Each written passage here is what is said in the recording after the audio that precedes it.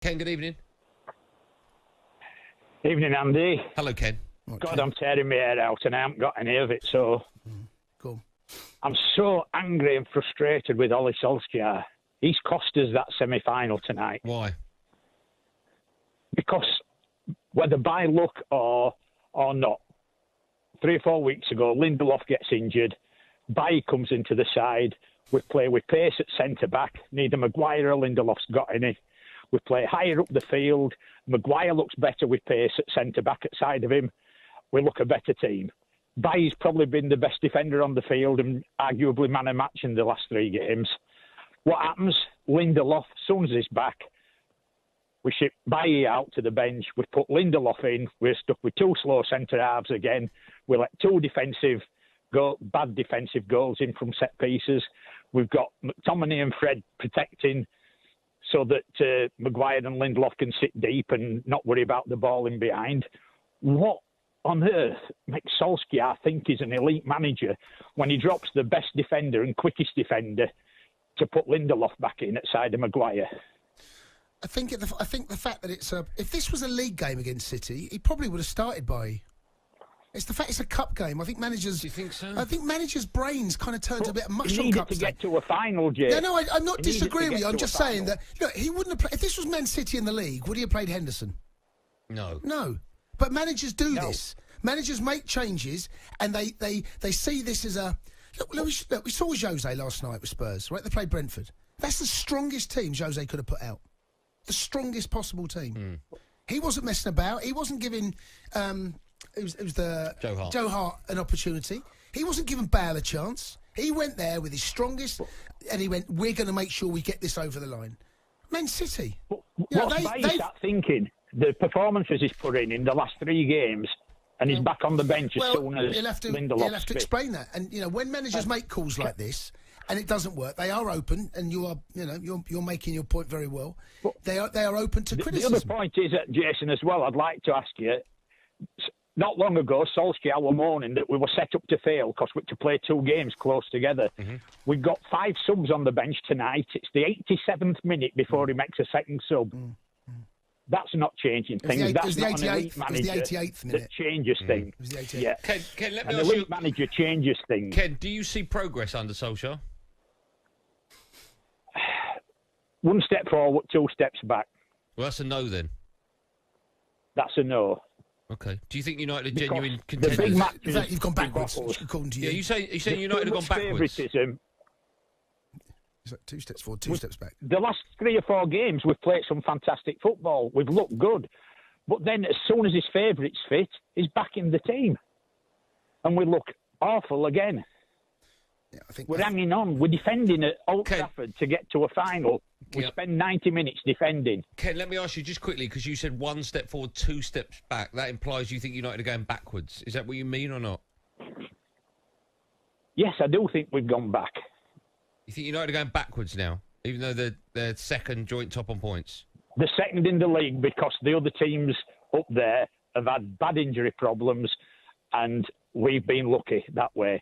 And we were lucky when Lindelof got injured because Bailly comes in and transforms the team. We play with pace, we play higher up the field, we play fast attacking football.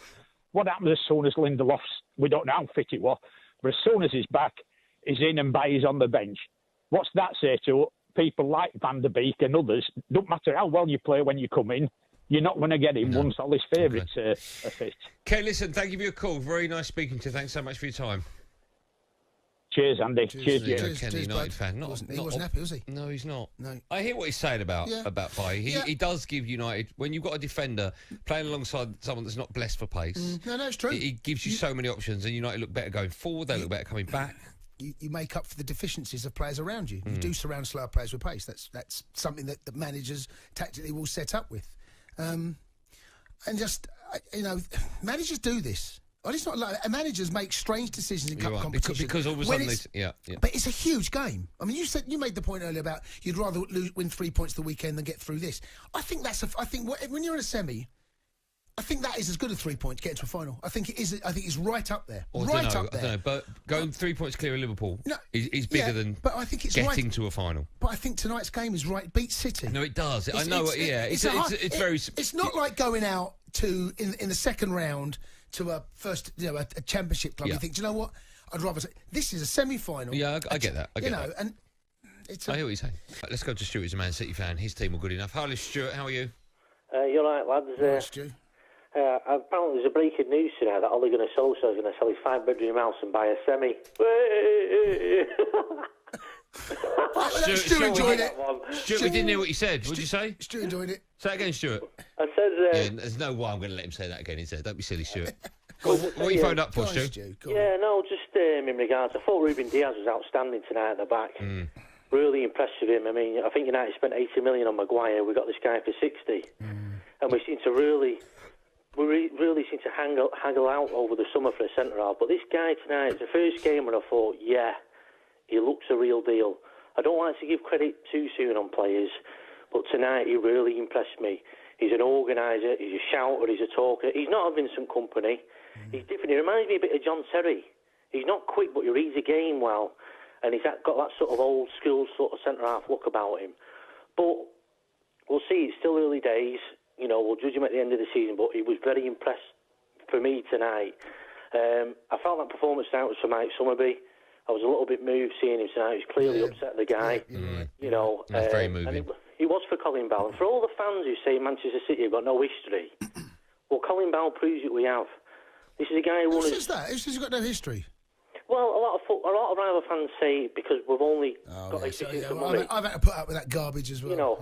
We have got history, City. It annoys me. If you've got no history, if you say you've got no history, that to me is a football club that's never won a major honour. That's having no history. We've got plenty of history, from Bert Chowan, who broke his neck, to Colin Bell lifting us a Cup Winners' Cup in Europe. Right, Stu, let me ask you this then, okay? This season, what can Manchester City win? Talk about history. You still need to win the Champions League, okay? Yeah. I think right now you're the best side in the Premier League. I mean, this can still be a stellar season for City. Well, it can be. It's been a bit of a crazy season. Yeah. But when I watch United play, to me, if that was a boxing match tonight, even when it was 0-0 before the goal, we looked like the dominant boxer. Yeah, you went on points, wouldn't you, comfortably? Yeah, we looked like we had an extra gear about us. And I just you were jabbing and moving. Yeah, but when I watch United play, they don't control games. Taking lots of body shots. Will you let him speak? Yeah. I don't know what he's saying. He's just talking about boxing. Go on, Stuart. Go on. I'm saying body shots. United. When I watch United play, they don't control games to me. They seem to get it to the front three very quick. I think that's unfair, Stuart. No, I don't. They had a bad day at the office, United, today. No, but I mean, against Villa on Friday, they were exceptional. Yeah, but a lot of the time when I watch United play, I see it differently. But when I watch them play, I don't think they can control a game for 90 minutes. I know not many teams can, but when I watch City play, we can control games for 70 minutes of a game. All right, we might not always win them. I get that. But when I watch United, they're not the team when you had Scholes. I remember watching United with Scholes and Giggs. But Stuart, you're talking about one of the greatest sides ever. You can't compare. It's so unfair to compare a United side to possibly their greatest ever starting 11. It's madness to do that. I hear United fans do that. Where's our Scholes? Where's our Becker? You can't do that. Well, I don't know, but I'm just looking at the facts of, you got Paul Pogba in midfield for 90 million. He spent some big money there, 80 million on Maguire. They weren't spending that in the 90s on the likes of Yap Stam. Hold on. They were breaking records all the time, United. We bought Varane, we bought Rio Ferdinand, we bought Wayne Rooney. Yep. We bought... Right, well, listen, I'm not bothered about United. You've been an arrogant lot for years. Right, OK, that's enough. He's gone. Isn't he? You're going to start talking boxing now, I'm not worried about you've been an arrogant... I mean, obviously he's worried. We talk about Martial's dive as well. Check the league table. Do you want to talk about Martial's dive? United 3 places above Man City. Through Jonathan, good morning to you.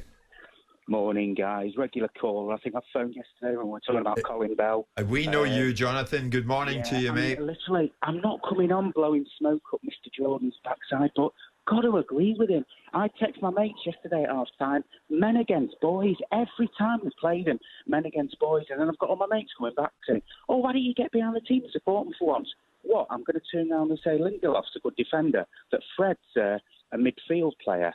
Pogba, well, everyone knows what I think about him. We should have got rid of him the day we signed him. Martial, like Simon said, the guy, he takes laziness to the nth degree.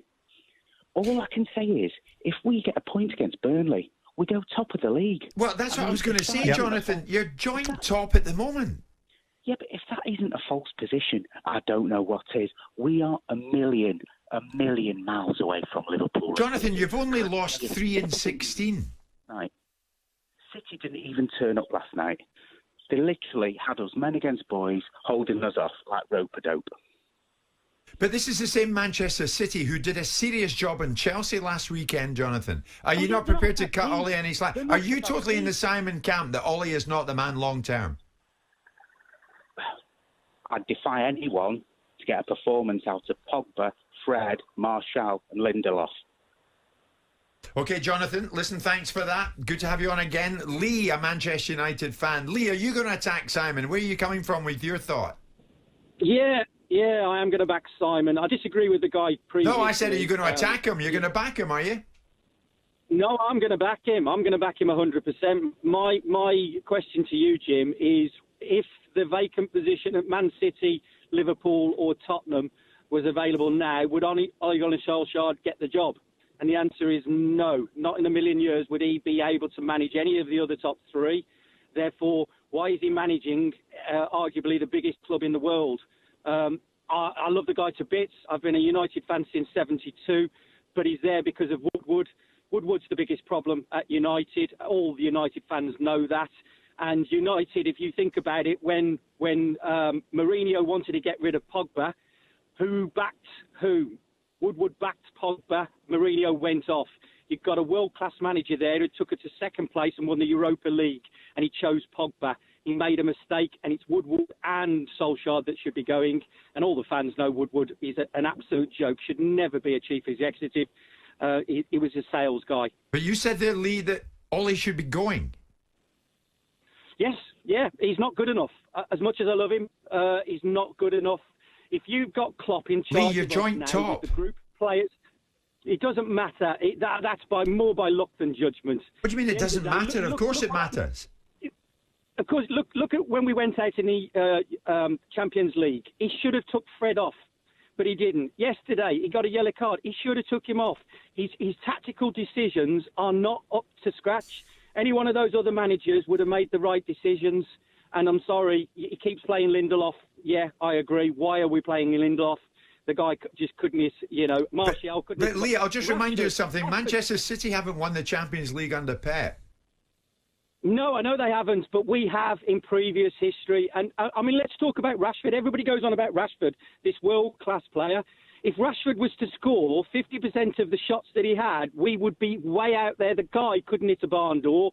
And I know I'm going to get slated for that, but look how many shots he had yesterday. Look how many shots he had the week before. He misses so many. If we had a world-class striker, we'd be so far ahead, but we're relying. When was Rashford ever dropped? You drop players when they don't perform. Rashford missed so many shots yesterday. And yet, is he going to be dropped at the weekend? No. Martial misses so many. Is he going to be dropped? No. We don't have the front line that everybody keeps saying. We have this wonderful front line. Yeah, we can do it against the lower division, but when we come up against top teams, we don't do it. And I blame the manager. I blame the chief executive. But under a different regime, we would be far better and far closer to City. And it's great to hear your passion, Lee. Rich is up next. Hello, Heathrow Rich. All right, Rich. How you going, boys? All right. Yeah, we're good. How are you? I'm absolutely gutted. As Jason would know, because he's called me a disgrace about it before. But I've always lived opposite Brentford football ground, around the corner from it, and I've gone there since I was a kid. I'm absolutely so gutted. I couldn't watch the rest of the match. I've had it with right at this minute. What's wrong? What's wrong? What are you on about? That VAR decision. See, Rich, you're also an Arsenal fan as well, so I mean, you've got two reasons to really hate that decision. No. No, you have. You've got two hats on, Rich. No, I haven't. Don't tell me what I've got on. No, have you got two I've hats got on? A raving right? It's just a disgrace, right? As Andy rightly says, you can't see his foot. You cannot say that's a clear and obvious offside. It's not. He's offside, Rich. He's offside, Rich. He is, mate. It's hard to take, but you just got to take it. Well, I'll tell you what, I absolutely feel just sick of football because look, in the long run, even if Brentford had got an equaliser, Tottenham would have probably gone on to win the game. But it's the manner of which it's just done. It's just sickening. It's just sickening watching it. It just puts you off watching football. I didn't watch the rest of the game. It's because you're an Arsenal fan, Rich. It's you're really bitter. hurt you, Rich, isn't it? No, it's the bitterness. Rich, he's offside. It's hard to take, okay? It's hard to accept, but you've got to. And it's just the way the world is. Do you think he was offside? I do. I don't. Yeah, I do. Not conclusively. No, yeah. All right. Well, to be honest, like VAR is ruining the game, and it just is. Like, what if it was for Arsenal? What if that was Arsenal in the FA Cup final against Chelsea last season, and Chelsea scored that goal? How would you feel?